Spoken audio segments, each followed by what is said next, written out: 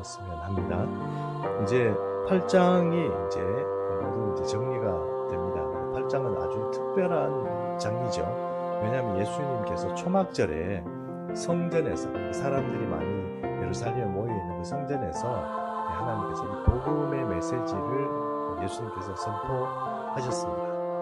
왜 초막절이냐 하필이면 여러 어떤 절기가 있고 또 주님께서 수시로 그냥 이렇게 말씀하면 될 텐데 왜 이렇게 초막절에 이렇게 이런 선포를 하셨고 또 그 선포, 복음적인 메시지 선포 자체가 초막절에 했다는 그런 것이 특별한 의미가 있나, 그리고 요한은 왜 또 그것을 이렇게 모아놨냐 이렇게 얘기를 한다 그러면 예수님께서 마지막에 이 초막절을 선포할 때, 초막절에 이 말씀들을 선포할 때 여러분 그것은 사실 목숨을 걸고 선포를 해야 하는 것입니다. 오늘 마지막 절 우리가 읽었던 것처럼 사람들이 돌을 치려 해서 예수님을 죽이려고 했습니다. 수시로 여기 사람들뿐만 아니고 바리새인들이나 고위 성직자들 이런 사람들은 예수님을 어떻게든 붙잡아서 합당하게 죽이려고 했습니다.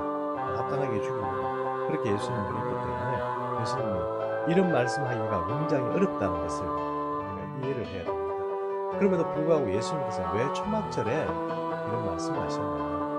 그러니까 초막절에, 마지막 초막절에 주님은 4가지를 말씀하셨죠. 첫 번째는 무엇입니까? 목마름이죠. 목마르다 다 내게 온다 이렇게 말했잖아요. 이 초막절이란 그 절기 자체가 영적으로 굉장히 의미 있는 절기입니다.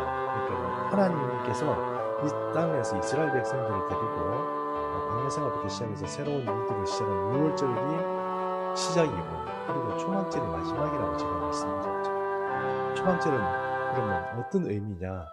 안식을 뜻합니다. 근데 안식이라는 뜻은 어떤 의미입니까? 이 인류 역사가 완성되는 시점이라는 뜻이거든요. 그러니까 인류 역사가 완성되는 시점인 그 초막절에 주님께서는 사람들에게 목마른 자들 빨리 내게로 와라 이렇게 말하잖아요. 그 말은 무엇입니까? 안식이 될 때 그때는 우리에게 목마름이 없다는 거예요. 목마름, 지적인 목마름. 우리가 성경적으로 온갖 이단이 많이 있지 않습니까? 이런 것들이 다 선명하게 처리가 된다는 거예요. 이게 이제 초막절의 의미고, 그것은 역사에, 우리 인류 역사의 마지막 시간이 되면 그렇게 된다는 거예요. 안식이 들어갈 때. 그 다음에 또 두 번째는 무엇입니까? 빛이죠. 주님께서 이 땅에 오셔가지고 빛이 되어 주신다. 주님께서 빛이 비추어질 때 우리에게 어둠이 사라지는 겁니다. 우리가 빛내는 거 아니에요. 주님이 우리에게 비춰주면 우리에게 빛이 사라지고 그 주님께서 받은 빛을 우리는 세상에 비출 수 있는 그런 존재가 되는 것이, 그게 복음이고, 안식이 되면 사실 그 천국이란 세계는 빛의 세계입니다. 빛의 세계. 해와 달이 필요 없는, 그러니까 이 인공적인 어떤 그런 조명들이 필요 없는 세계가 바로 빛의 세계인 안식의 어떤 그런 모습이다, 상황이다, 그렇게 말할 수 있습니다. 그래서 그 안식의 모습이, 그 빛을 지금 세상에 비추러 왔다 하는 것이 예수님의 메시지고, 그 빛을 조명받는 것이 바로 안식이다, 이렇게 우리가 이해를 하면 되겠습니다. 그러므로 어두운 사람들은 주님 앞에 와야 되는 것이죠. 또 세 번째는 무엇입니까? 복음을 우리에게 자유를 준다는 것입니다. 우리는 알게 모르게 세상을 살아가면서 잘 묶여있지 않습니까? 묶여있는데 주님 앞에 가면 우리는 완전히 프리가 되는 겁니다. 우리를 묶고 있는 모든 것들, 특별히 악한 권세가 우리에게 연결시키고 있는 투명줄, 낚시줄 같이 보이지 않는, 그러나 강력한, 우리가 끊을 수 없는 그런 것들이 다 끊어지고 완전히 자유하게 되는 그런 은혜가 있다는 것입니다. 물론 지금은 그렇지 않겠지만, 지금은 우리가 힘들고 끊기도 하고 또 다시 묶이기도 하고 이런 어떤 모습이겠지만, 그럼에도 불구하고 주님을 바라보는 자는 결국은 자유하게 될 것이다. 그리고 이 세상에서도 복음을 제대로 믿고 나간 사람은 자유하게 된다. 이런 의미가 바로 우리가 안식에 들어갈 때 의미이라는 것입니다. 그럼 이제 마지막에 오늘 네 번째 메시지는 무엇입니까? 영생한 자. 우리가 죽지 않는다는, 죽지 않는다는 그 의미가 여러 가지 의미가 있습니다만, 신천지의 이만희가 자기가 안 죽는다고 그랬거든요. 그거 아시죠? 신천지 지금 반동을 한다 하십니다. 왜냐하면 이만희 씨가 지금 서울의 초특급 대학병원에 1급 생명유지장치를 달아가지고 관리받고 있거든요. 생명유지장치 달았다고 해서 어떤 의미입니까? 가격하는 얘기잖아요.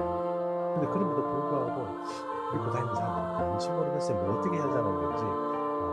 자기 교주가 지금 어른들이 하는 그 교주가 하는 얘기가 뭡니까? 나는 안 죽는다 이랬거든요. 잘못하는 거죠. 안 죽는 사람은 없습니다. 그러나 예수님께서 이 나를 말씀을 지키면 죽음을 보지 않냐고 했습니다. 그 의미가 무엇인지 다른 곳에서 말씀하신 예수님의 말씀들을 좀 봐가면서 우리가 죽지 않는구나. 근데 어떻게 해서 안 죽는다는 의미구나 하는 것을 좀 우리가 이해하는 시간도 좀 가졌으면 좋겠습니다. 어쨌든 초막절을 통하여서 우리에게 예수님께서 4가지 메시지를 복음의 메시지를 전한 것, 이거 정말 중요합니다. 우리는 지금까지 사실 예수님의 성경이 예수님께서 이렇게 말씀하신 것이 굉장히 정밀하게 작업이 되어 있고, 그것이 태초로부터 시작되어서 이스라엘 백성들을 출애굽시키면서 있었던 모든 어떤 절기들과 또 이스라엘 전통 안에서 어떻게 구현되어 있는지 우리는 별로 생각 안 하고 예수를 믿었어요. 그런데 사실 이렇게 마지막 초막절에 예수님께서 목숨을 걸고 이 4개의 이 말씀을 전하는 것을 우리가 생각해보면, 초막절 우리가 안식을 들어갈 때 진짜 우리가 말하는 이런 복음 내용들이 이루어지는구나, 이 소망을 우리가 품을 수 있게 된다 하는 것입니다. 그리고 그것은 종말에만 얻는 것이 아니고 하나님 나라가 이 땅에 이루어진다고 믿는 우리에게도 하늘의 곳간에서 당겨올 수 있는 그것이 바로 뭡니까? 좋은 소식입니다. 복음입니다. 그러므로 오늘 이 4가지 이 것들이 우리에게 오는 것입니다. 그리고 우리 삶에서 끊임없이 우리를 묻고 우리를 억압하겠지만, 그럼에도 불구하고 끊임없이 주 예수의 이름과 또 하나님 나라의 그 본세로 끊임없이 탈출할 수 있고 자유로울 수 있고 해방할 수 있고 풍성한 것을 누릴 수 있는 것이 바로 하나님 나라의 복음이고 또 우리의 삶의 현실이 되는 것입니다. 많이 묶였기 때문에 우리는 이렇게 그냥 살아간다 생각하시면 안 돼요. 우리가 하나님 나라를 바라보는 사람이라면 끊임없이 오늘 이 4가지의 복음의 말씀처럼 우리가 끊임없이 자유로우며 믿음 가운데 이렇게 하나님의 은혜 가운데 살아갈 수 있는 그런 빛 같은 존재가 될 수 있다는 것입니다. 그래서 오늘 특별히 주님께서 말씀하신 오늘 8장의 마지막 이렇게 단락이잖아요. 그 단락들의 내용들을 조금 성경 공부하는 건 아니지만 그래도 좀 살펴보도록 그렇게 하겠습니다. 첫 번째, 예수님께서 이 선포하신 내용은 뭡니까? 나를 믿고 내 말을 지키면 죽지 않는다 그랬습니다. 죽음을 보지 않는다 그랬습니다. 요한복음 8장 51절 읽으십시오. 진실로 진실로 너희에게 이르노니 사람이 내 말을 지키면 영원히 죽음을 보지 아니하리라. 예, 영원히 죽음을 보지 아니하리라 했습니다. 영원히 죽음을 보지 아니하리라. 이거는 어쩌면 이만희가 이 말을 듣고 이 말을 가지고 나는 안 죽는다 이렇게 얘기했을지도 모릅니다. 왜냐하면 저도 사실 이게 굉장히 어려워요. 여러분, 예수 믿는 사람은 안 죽은 사람 지금까지 보셨습니까? 다 죽었습니다. 다 죽었는데 예수의 말을 지키고 그것을 따르면 안 죽는다고 하니 참 어려운 일입니다. 그러나 예수님의 뜻과 또 바리새인들이 받아들이는 생각, 우리의 생각들이 조금씩 다르다는 것을 우리가 좀 이해하고 그것을 좀 이해하는 시간을 나중에 갖도록 하겠습니다. 두 번째는 자기를 신이라고 소개한 것입니다. 오늘 이 본문 중에서 신이다, 나는 성자다, 나는 하늘로부터 왔다, 이런 어떤 메시지입니다. 요한복음 8장 54절 읽어주십시오. 예수께서 대답하시되 내가 네게 영광을 돌리면 내 영광이 아무것도 아니거니와 내게 영광을 돌리시는 이는 내 아버지시니 곧 너희가 너희 하나님이라 칭하는 그이시라. 이런, 그러니까 하늘로부터 왔다는 그런 존재적 어떤 그런 신학적인 용어로 이런 존재적인 어떤 것들을 말할 때 신성 이렇게 얘기합니다. 우리는 사람들을 얘기할 때 인성 이렇게 얘기해서 인성. 근데 이 예수님이 가지고 있는 것은 신성입니다. 하나님이란 뜻이죠. 하나님의 아들인데 다른 사람들하고 틀리게 너희는 너희 육신의 아버지로부터 이렇게 왔지만 나는 하나님 아버지로부터 왔다 이렇게 말하는 겁니다. 사람들은 그 말을 믿지 않겠지만 왜냐하면 사마리아 사람이고 엄마가 마리아도 있고 또 형제들도 있는데 왜 그런 말을 하냐? 네가 어떻게 하나님으로부터 오냐? 이렇게 말할 수는 있지만 그럼에도 불구하고 예수님은 지금 이렇게 선포를 하는 것입니다. 나는 신성을 가진 존재다. 이렇게 지금 이스라엘 백성들에게 얘기하는 것입니다. 세 번째, 아브라함 전에 내가 있었다 하는 선포입니다. 요한복음 8장 58절입니다.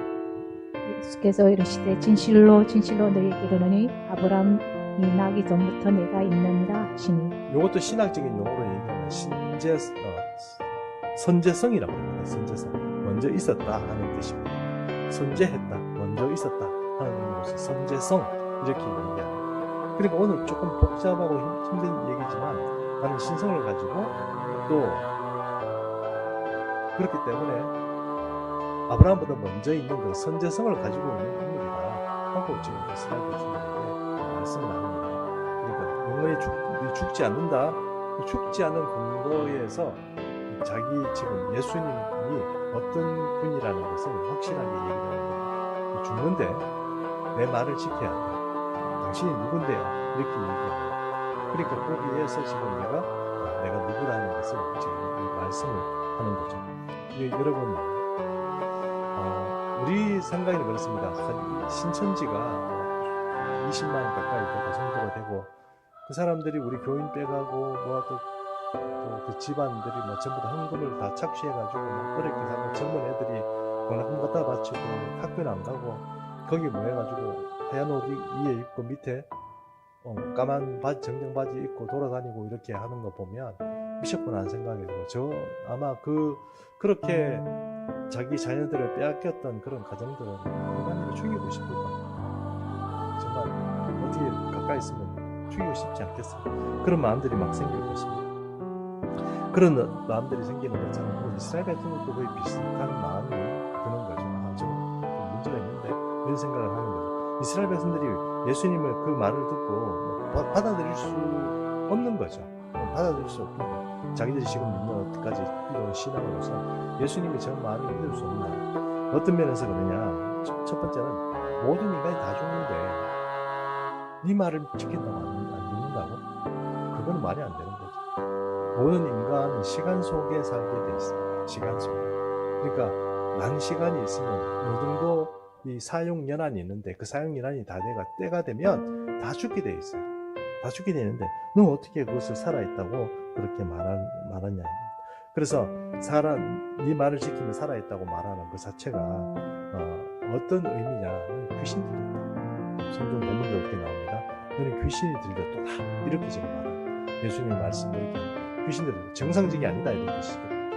두 번째, 아브라함도 죽었는데 네가 어떻게 아브라함 죽었는데 네 말을 지킨다고 그렇게 말하냐. 요한복음 8장 53절을 제가 읽어보겠습니다. 너는 이미 죽은 우리 조상 아브라함보다 크냐? 또 선지자들도 죽었거늘 너는 너를 누구라 하느냐 이랬습니다. 여기 보니까 우리 조상 아브라함보다 크냐 이랬습니다. 네가 아브라함보다 크냐? 이렇게 얘기하는데 이스라엘 백성들 중에 가장 높은 반열에 있는 그런 조상이라고 합니다. 그리고 인간계에서 가장 높은 반열에 있다 그러면 그 사람은 아브라함일 겁니다. 아브라함은 굉장히 특별한 존재죠. 왜냐하면 전 세계가 하나님에게서 탈락돼가지고 죄인의 구원의 방법이 없었어요. 누구도 구원받을 수 없었어요. 왜냐하면 하나님이 보시기에 세상에서는 그 죄에서 하나님을 찾아서 내가 어떻게 살아봐야 되겠다, 구원받아야 되겠다 이렇게 생각한 사람이 전 세계에 아무도 없었어요. 그 하나님이 특별한 프로젝트 가운데 한 명이 딱 나타났는데 그게 아브라함입니다. 그리고 아브라함을 통해서 아브라함과 이삭과 야곱 이렇게 세 사람이 생기고 야곱을 통해서 12족속이 생기고 이렇게 하나님 나라의 백성을 만들어진다. 이스라엘은 여러분 우리가 생각한 것보다 훨씬 더 특별합니다. 왜 특별합니까?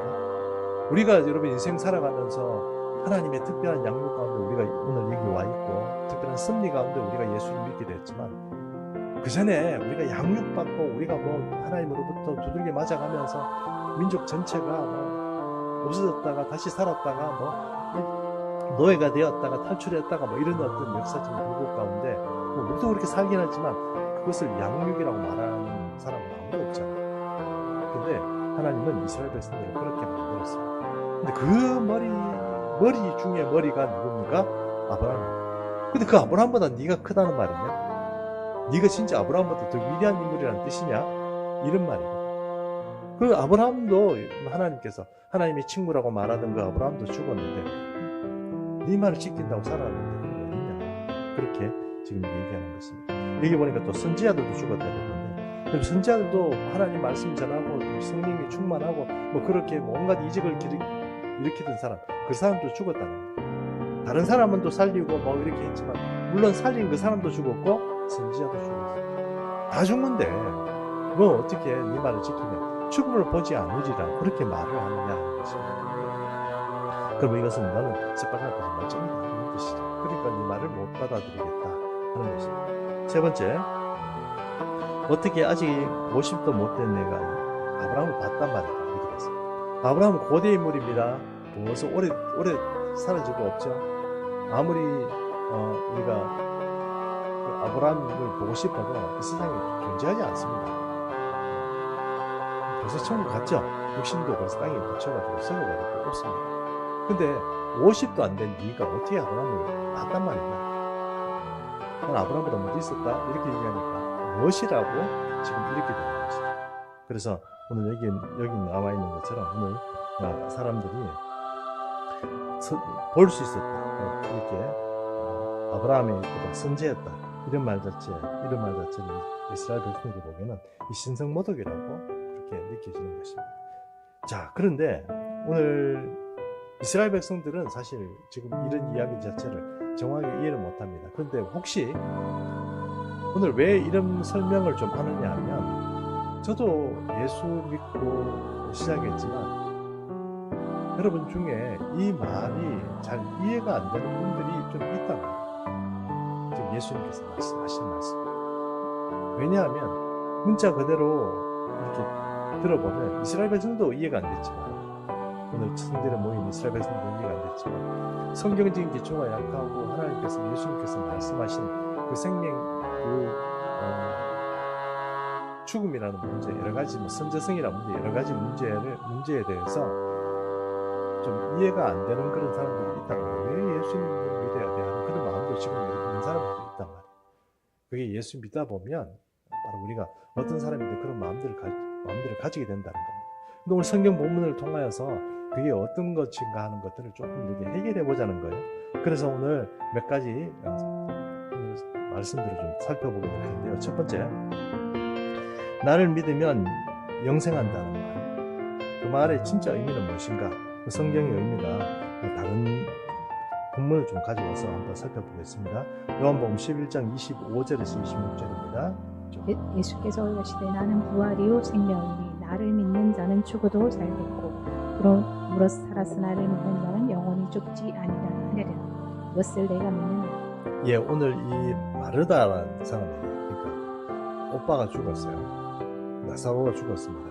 마르다는 여성을 예수님께서 마르다 오빠 죽었다고 오니까 마르다가 막 쫓아나와가 예수님을 딱 만났을 때 예수님께서 이렇게 말씀하신 거예요. 그러니까 마르다가 이랬습니다. 예, 나는 믿습니다. 바로 예수님 하나님께서 다시 오실 때 우리가 다 부활하게 하시는 줄 믿습니다. 이렇게 얘기했습니다. 근데 지금 예수님이 얘기하는 것은 지금 나사로를 살리는 거예요. 나사로를 살리는 거예요. 나는 생명을 살리고 죽이고 부활시키고 하는 그 능력 자체를 다 가지고 있다는 거예요. 누가요? 예수님이 가지고 있다는 거예요. 예수님이 가지고 있다는 것을 지금 말하는 거예요. 그래서 오늘 여기 말하는 것처럼 나는 부활이고 생명이니 나를 믿는 자는 죽어도 살겠고 살아서 나를 믿는 자는 영원히 죽지 않으리라 했어요. 그럼 우리가 지금 죽어서 믿는 겁니까? 살아서 믿는 겁니까? 살아서 믿는 거잖아요. 근데 우리 살아서 믿으면 영원히 죽지 안다는 건 우리가 살아서 예수 믿으면 영원 죽지 않는다 이런 뜻입니다. 그런 의미는 아닙니다. 그러나 예수님이 말씀하신 죽음, 그러니까 우리가 죽는다는 것 자체가 육신이 죽는 것이 진짜 죽느냐, 세상 사람들은 그렇게 생각하겠죠. 육신이 죽으면 죽었다 이렇게 얘기할 수 있지만 우리는 죽는 게 아니고 그냥 연결되는, 넘어가는 거, 이상하는 것밖에 없어요. 어떻게 그럴 수 있습니까? 조금 적절한 비유가 되기는 좀 어렵겠지만 번데기에서 나비가 만들어지는데 나비가 처음부터 나비로 툭 나오는 게 아닙니다. 날개 달려있는 존재로 나오는 게 아니잖아요. 이거 어떻게 나옵니까? 번데기로 이렇게 있다가 그럼 그 번데기가 이렇게 보면서 그냥 번데기는 아무 좀 징그러운 어떤 그런 벌레다 이렇게 얘기할지 모르지만 그게 이렇게 갈라지고 거기에서 나비가 나옵니다. 그러면 그 번데기는 지금 현재 상태로는 나비라고 말하기가 너무 곤란하지만 결국은 나비입니다. 그 존재, 딴 데서 나오는 게 아니에요. 그 존재에서 나오는 거죠. 그럼 우리도 마찬가지예요. 믿는 자는 죽음으로, 성도는, 저런 어떤 표현이 있습니다. 성도는 죽음으로서 부활한다 이런 말이 있어요. 지금 말해서 성도는 딱 죽는 순간 부활하는 거예요. 죽는 것에서 소멸되는 게 아니고 죽는 순간에 부활하는 거예요. 그러므로 오늘 예수님께서 말하는 것처럼 물론 이런 순간들이 있습니다. 특별히 오늘 이 요한복음 11장 25절에서 26절이 말하는 그런 순간들이 있습니다. 마르다가 고백하는 것처럼 그 순간이 있습니다. 그러니까 예수님이 오실 때가 되면 죽어있던 사람도 예수님이 살리고, 그리고 그때 살아서 예수를 믿고 있는 사람들은 그때부터 영원히 죽지 않는 거죠. 이 말씀 자체가 11장 25절과 26절이 우리에게 가르쳐주는 진리입니다. 그러므로 우리가 하나님, 예수님이 다시 온다는 것 자체가 정말 대단한 일이고 무시한 일이고 정말 종말의 어려운 시간들이 고통과 고난의 대환란의 시대가 온다고 하지만 별로 걱정할 건 없어요. 왜 그렇습니까? 우리를 고통 주기 위해서 주님이 오신 것이 아니고 우리를 살리기 위해서 오는 것입니다. 주님을 두려워하고 악하게 주님을 바라보는 자들에게야 거기서 대환란이겠지만 우리에게는 바로 하나님의 축복이다, 소망이다, 이렇게 우리가 이해하면 되는 것입니다. 그래서 나를 믿으면 나의 말씀을 지키면 영생한다, 죽음을 보지 않는다, 이런 말 자체를 여러분 우리가 살다가 어느 순간 죽을 때가 됐습니다. 죽어도 죽는 게 아니고 다시 나비로 변화하는 것처럼 우리는 성도는 죽음으로써 부활하는 것입니다. 바로 그 사람이 그냥 부활하는 거예요. 그냥 사는 거예요. 그러므로 여러분 그것 때문에 우리가 너무 이 말씀 때문에, 이 자고 때문에 너무 어려움을 겪지 말라고 하는 것입니다. 두 번째, 예수님의 신성의 문제를 한번 얘기해 보겠습니다. 요한복음 8장 54절에서 55절인데요. 좀 읽어주십시오. 예수께서 대답하시되 네가 내게 영광을 돌리면 내 영광이 아무것도 아니거니와 내게 영광을 돌리시는 이는 내 아버지시니 곧 너희가 너희 하나님이라 칭하는 그이시라. 너희는 그를 알지 못하되 나는 아노니 만일 내가 알지 못한다 하면 나도 너희같이 거짓말쟁이가 되리라. 내가 그를 알고 또 그의 말씀을 지키노라. 예수님의 지금 말씀하신 신성은 사람들은 이해하기 힘들죠. 사람으로서는 이해하기 힘들어요. 여러분, 이 이스라엘 백성들뿐만 아니고 아랍 전체, 그러니까 이슬람을 추종하는 그 세력들은 예수님의 존재에 대해서 부인합니다. 그것을 정확하게 알고 요한 사도는 뭐라고 얘기했습니까? 그 사람들이 바로 적그리스도라고 분명히 얘기합니다. 그러면 종말의 시간에 예수님이 온다고 얘기를 하지만 그 사람들은 예수님이 오는 게 아니고 마흐디가 온다고 얘기를 합니다. 그리고 예수님이 온다는 그 자체를 부인합니다. 부인합니다. 예수님이 올 수는 있어. 그런데 그 사람은 너희가 말하는 것을 그렇게 하는 게 아니고 마흐디를 더 인정하는 사람으로서, 그냥 선지자로서 오는 거야. 이렇게 얘기합니다. 그러니까 영생의 권세를 가진 분으로 인정하지 않는 거죠. 세상이 그렇다는 거예요. 그 이스라엘 백성도 그렇고 전 세계가 그런 겁니다. 그래서 오늘 여기 말하는 것처럼 신성이라는 것이 쉽게 이어면 믿어지지는 않지만 신성이라는 것의 첫 번째 의미는 어떤 것입니까? 성경의 말씀과 선지자를 통해서 그분이 이 땅에 육신을 입고 오는 인성을 가진 존재로 이 세상에 오게 되어 있다 하는 것이 첫 번째고, 두 번째는 이분이 바로 그러니까 신성을 가진 인성뿐만 아니고 신성을 가진 그런 존재로서 이 땅에 오신다 하는 것을 우리가 이해할 수 있다는 것입니다. 그럼 우리 예수님 바라볼 때 예수님은 몸도 가지고 있지만 또 하나님이다 이렇게 우리가 인정을 할 수 있다는 것입니다. 또 그다음에 세 번째, 예수님의 선제성에 관한 문제인데요. 요한복음 5장 59절 한번 다시 읽어주시기 바랍니다. 8장 58절. 예수께서 이르시되 진실로 진실로 너희에게 이르노니 아브라함이 나기 전부터 내가 있느니라 하시니. 자, 여러분 여기 보면 좀 우리나라 말로 해석하기 힘든 좀 시제가 하나 있어요. 그게 뭐냐면 있었느니라 이렇게 말을 해야 되잖아요. 야, 내가 있었다고, 내가 아브라함보다 먼저 있었다 이렇게 얘기를 해야 되잖아요. 그렇죠? 근데 여기 보면 있느니라고 되어 있죠. 이게 우리가 해석하기 힘든데, 예수님 얘기는 뭐냐면, 야, 아브라함 전에 내가 그때부터 지금까지 쭉 그냥 나는 쭉 있는 거야, 그 얘기거든요. 지금 너희 앞에 있지만 앞으로 지금 옛날부터 나는 원래부터 쭉 있었어. 아브라함 전부터. 선제성이라는 의미는 어떤 겁니까? 우리가 바로 하나님. 역사적으로 이스라엘 백성들 너희를 인도하고 이렇게 했던 그 하나님이 바로 나다. 그 예수님이 그렇게 얘기해요. 돌 맞겠습니까? 맞겠습니까? 돌 맞죠. 우리는 충분히 이해가죠, 그죠? 예. 한 번밖에 이해 안 가는 것 같은 이상한 느낌이죠. 그러니까 하나님은 여기서 보면 있느니라 이렇게 했습니다. 이와 비슷한 이야기가 또 있습니다. 그 얘기가 마태복음 22장 28절에서 33절인데요. 조금 길긴 합니다만 좀 읽어주십시오.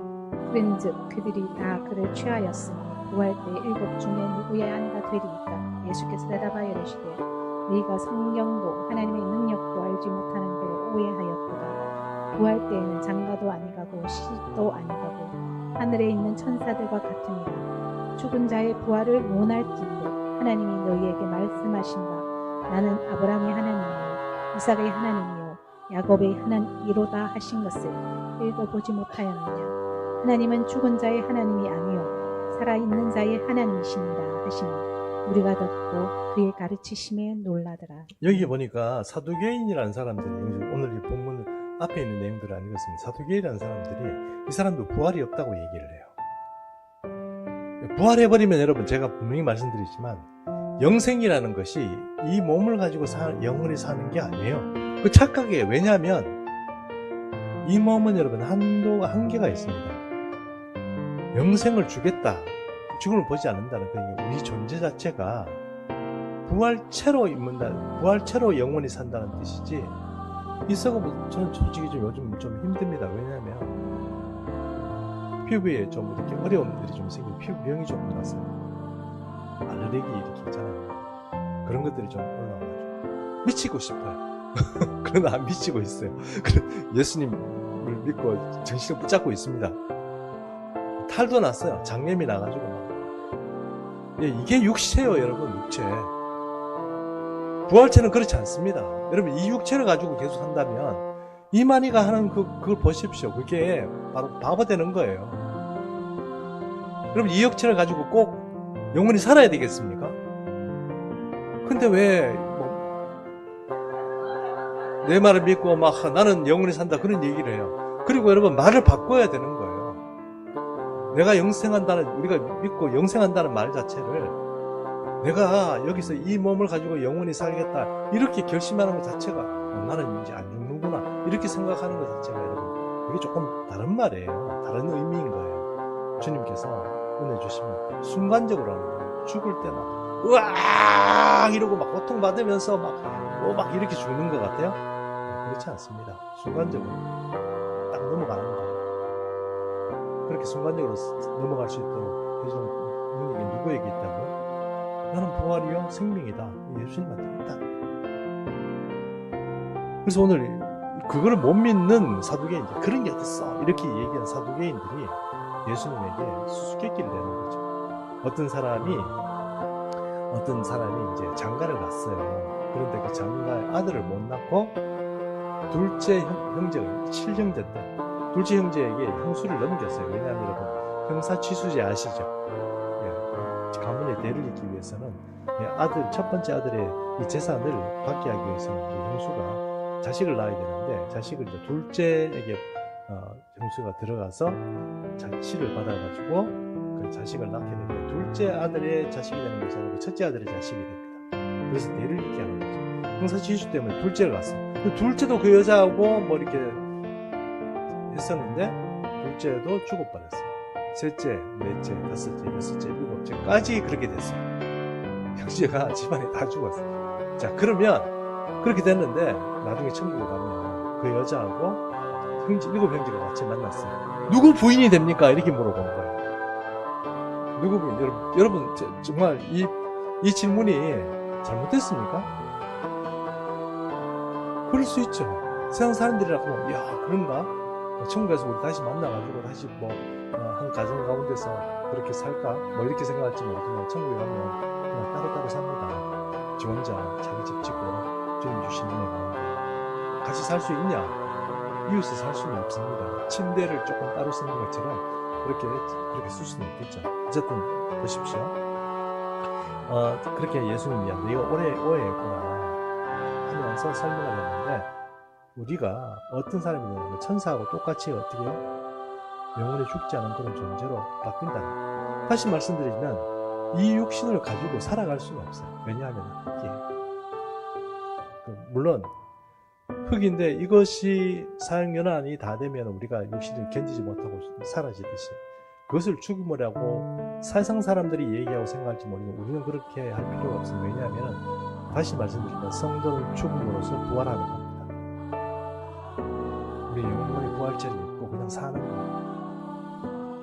자, 그래서 지금 얘기하는 것은 여기 중에 보면 32절에 보면 이런 말이 나옵니다. 나는 아브라함의 하나님이요 이삭의 하나님이요 야곱의 하나님이다. 이거는 뭐 하나님께서 자주 하시는 말씀인데 마지막 절 보면 이런 말을 합니다. 하나님은 살아있는 자의 하나님, 죽은 자의 하나님이 아니요 살아있는 자의 하나님이시라 했습니다. 이 말의 뜻을 여러분 생각해 보십시오. 그럼 죽은 자는 누구, 살아있는 자는 누구? 아브라함, 야곱, 이삭이 어떤 존재라는 뜻입니까? 살아있는 존재라는 내 지금 그 존재들하고 지금도 교제하고 있다는 거예요. 아브라함보다 먼저 봤냐? 먼저 봤지. 왜요? 내가 그때부터 쭉 그냥 살아있는 아브라함이 어떻게 살아왔는지 그걸 다 아는 그런 존재로서 지금 이 땅에 와 있는. 물론 이스라엘 백성들의 생각에는 그것이 도저히 이해가 안 되는 얘기였지만 그러니까 그것이 바로 영원히 죽지 않는다는 그 메시지와 그런 어떤 신기한 그런 하나님의 능력 가운데서 그것이 숨겨져 있었다 하는 것입니다. 그러므로 지금 있었느니라 하는 말, 이 말 자체가 예수님이 하신 말씀, 옛날에 있었지 하고 얘기한 게 아니고 그냥 지금도 있고 그 하나님이 바로 나다 이렇게 지금 선포하는 것이다. 이렇게 우리가 이해할 수 있다는 것입니다. 자, 그 다음에 이 본문은 조금 길어서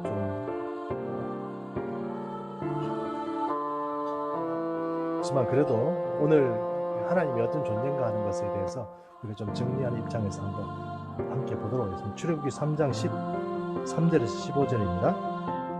모세가 하나님께 아뢰되 내가 이스라엘 자손에게 가서 이르기를 너희의 조상의 하나님이 나를 너희에게 보내셨다 하면 그들이 내게 묻기를 그의 이름이 무엇이냐 하리니 내가 무엇이라고 그들에게 말하리니 하나님이 모세에게 이르시되 나는 스스로 있는 자이니라. 또 이르시되 너는 이스라엘 자손에게 이같이 이르기를 스스로 있는 자가 나를 너희에게 보내셨다 하라. 하나님이 또 모세에게 이르시되 너는 이스라엘 자손에게 이같이 이르기를 너희 조상의 하나님 여호와 곧 아브라함의 하나님 이삭의 하나님 야곱의 하나님께서 나를 너희에게 보내셨다 하라. 이는 나의 영원한 이름이요 대대로 기억할 나의 칭호니라. 지금 여호와의 이름이 나오거든요. 여호와 이름이 뭡니까? 스스로 있는 자예요. 여호와라는 그 뜻 자체가 뭐예요? 스스로 있는 자라는 뜻이에요. 스스로 있는 자라는 뜻이에요. 이게 여러분 좀 어렵습니다. 그러니까 스스로 있는 자의 의미가 어떤 거냐면 이런 거죠. 세상의 모든 신은 이름이 있습니다. 알라신, 부처신, 무슨 다 있습니다. 이름이 다 있습니다. 모든 신들은 이름이 있습니다. 하다못해 애굽에도 12신이 있었는데 12신이 다 있었습니다. 바벨론도 신이 있고 다 신이 있습니다. 근데 이 신 자체는 이름이 없어요. 왜 이름이 없습니까? 스스로 있습니다. 스스로 있는 것이 이름이 없다는 게 무슨 뜻입니까? 지금 여러분 모세가 하나님께 질문을 딱 하자마자 하나님 좀 당황하죠. 나는 이름이 없는데 이런 뜻이거든요. 왜냐하면 여러분 보십시오. 하나님께서 천지를 창조하고 없던 게 이 땅에 생겼습니다. 그리고 부인을 붙여줬어요. 하나님께서 이렇게 얘기했습니다. 앞으로 이 사람의 이름을 아담이라고 하자 이렇게 얘기를 했습니다. 그러니까 아담이 생겼는데 아담은 부인이 없었어요. 그러니까 하나님께서 부인을 만들어 주셨어요. 그러자 그 부인의 이름을 누가 지었습니까? 일반적으로 사람들이 하나님이 지었다고 생각합니다. 그게 아니고 그 부인의 이름은 아담이 지어줬어요. 몇 분인지 아세요? 하나님께서 에덴 동산에 있는 아담에게 이 세상의 모든 동물들, 식물들 다 이렇게 지나가게 했어요. 그러니까 그 캐릭터를 보고 누가 이름을 지었느냐? 아담이 지었어요. 아담아, 얘가 너 외워. 외우라고. 이거 사슴이야. 코끼리야. 이거 공룡이야. 악어야. 이렇게 가르쳐 준 게 아닙니다. 아담이 한 거예요. 근데 아담이 하나님을 이렇게 부를 때 좀 곤란했겠죠. 왜냐하면 하나님을 어떻게 불러야 될까 고민 아니겠습니까? 근데 그 이후에 모든 사람들 그냥 하나님이라고 얘기를 했지 그분의 이름을 부른 적은 없어요. 근데 모세가 질문을 좋습니다. 하나님께서 나를 이집트 백성들에게 보내가지고 백성들을 건져오라고 말하면 제가 건져오겠습니다. 처음에는 안 한다고 했다가 근데 내가 그 사람들한테 가서 나를 보낸 신이 누구라고 얘기할까요? 그러니까 하나님께서 나는 스스로 있는 자인데 이름을 물었는데 나는 스스로 있는 자인데 이렇게 됩니다. 그게 뭐예요? 여호와.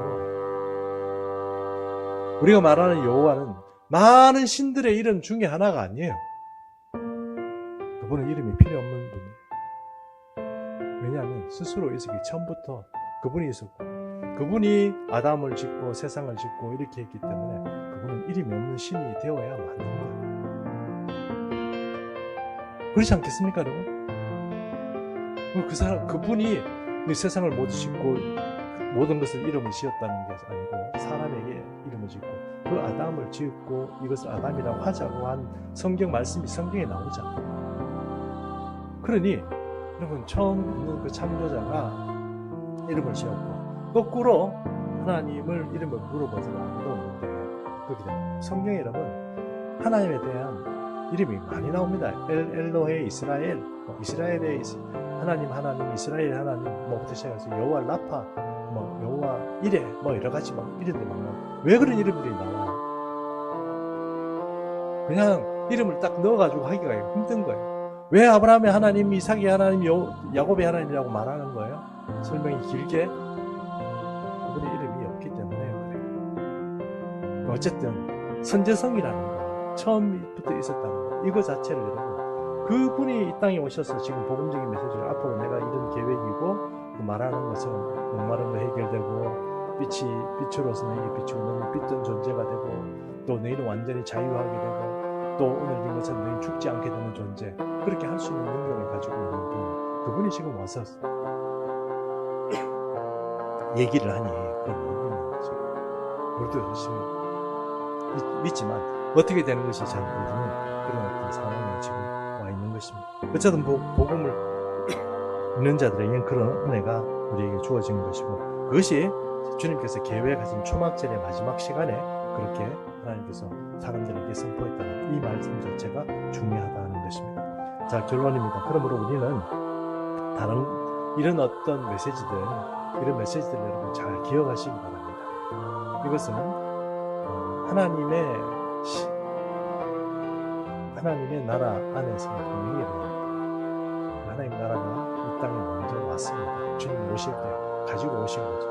그러므로 전 세계가 그것을 누리는 것은 아닌데, 진심으로 하나님 믿는 사람들에게는 자유가 빛이 되고 자유함이 있고, 목마른 갈증들이 해결되고, 목마른 갈증이 있습니다. 그런 것들을 해결을 시켜주는, 그렇게 우리의 몸과 마음이 아름답게 살아갈 수 있도록 해주시는 그것이 진짜로 복음이다. 예수를 믿음에도 불구하고 두려움과 걱정과 염려에 쌓여서 살아가라고 하나님께서 우리를 부르신 게 아닙니다. 그거는 조금 복음에서 우리가 아직 여러 가지 분투하고 살아가는 것이지만 아직 여러 가지 어려운 가운데 있다는 것입니다. 특별히 그러므로 우리는 이 종말의 시간에 간단하게 몇 가지만 정리하겠습니다. 첫 번째, 우리는 예수님의 약속을 믿어야 됩니다. 그러니까 말씀을 믿어야 돼요. 그래가지고 의심하거나 이렇게 되면 곤란하겠죠. 예수님께서 하신 말씀을 믿고 주님이 오시기를 기다리면 나뿐만 아니고 전 세계가 안식으로 들어가는 그날들이 있다는 것입니다. 두 번째, 죽음에 대해서 공포를 너무 느끼지 마십시오. 죽음에 대해서 이러다 죽는 게 아닌가, 예수 믿다가 파산하는 게 아닌가, 뭐 이런 그런 공포 있잖아요. 그게 여러분 좀 잘못된 거예요. 잘못된 신념과 믿음, 그게 한마디로 얘기하면 불신입니다. 불신하니까 그렇게 되는 거예요. 좀 질병이 걸리고 힘들고 이럴 수는 있습니다. 이럴 수는 있지만, 그러나 그럼에도 불구하고 죽음에서 우리를 부활시키는 그런 권세를 가진 주님을 의지하십시오. 그래서 죽음은 공포를 이기게 해줍니다. 여러분, 지난 시간에 존 스튜어트 밀이 자유론이라는 것을 썼다고 얘기했습니다. 그 자유론 썼는데, 그 자유를 썼는 그 이유는 사람이 살아가는데 여러 가지 억압하는 그런 어떤 사회적인 억압 이런 것들에서 얼마나 자유를 느끼는가 하는 것들에 대해서 썼다고 했습니다. 그래서 지난주에는 그 자유라는 것이 우리를 얽매고 있는 이 세상적인 속박 이런 것들을 예수를 믿음으로써 해결할 수 있다고 했습니다. 또 하나, 이 자유론이 말하고 있지는 않지만 그리스도인에게 특별한 은혜들이 있는 게 그게 뭐냐면 시간에 대한 자유. 우리가 왜 죽음을 두려워하지 않은 존재로 그렇게 살아갈 수 있습니까? 시간의 지배자이신 우리 주님이 있기 때문에 그렇습니다. 시간에 대한 자유, 이것들이 또 우리 그리스도인에게 확보되고 또 우리에게 주어지는 특별한 은혜다 하는 것입니다. 이제 마지막으로 주님께서는 지금도 선제하고 계십니다. 즉 말해서 그 I am, 나는 존재한다는, 나는 그냥 있는데 로부터 시작해서 지금까지 주님은 계속 우리와 함께 계십니다. 우리를 안 보는 것 같지만 주님은 지금도 온 세상을 통치하시고 주님의 계획 안에서 모든 역사들이, 하나님 나라의 일들이 진행되고 있습니다. 우리 보기에는 더딘 것 같고 힘들고 어려운 것 같지만 주님은 오늘 말씀하신 것은 우리가 영생하는 그 순간, 그리고 믿는 자는 죽어도 살겠고 살아서 나를 믿는 자는 영원히 죽지 않는 그 순간이 우리에게 지금 다가오고 있는 것입니다. 그러므로 오늘 이 시간들을 살아가는 우리 모든 교우들이 오늘 말한 것처럼 우리 주님과 늘 동행하며 주님을 고대하며 그렇게 살아가는 그것의 믿음의 사람들이 다 되시기를 축복합니다. 네, 저희 결단의 시간 갖도록 하겠습니다. 찬송가 280장 1절 3절 찬양합니다.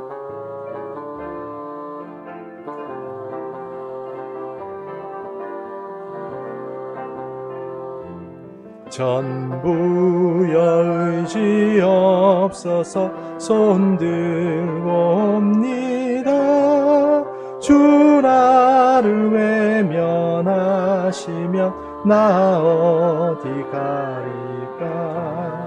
내 죄를 씻기 위하여 피 흘려 주시니 곧 회개하는 마음으로 주 앞에 옵니다.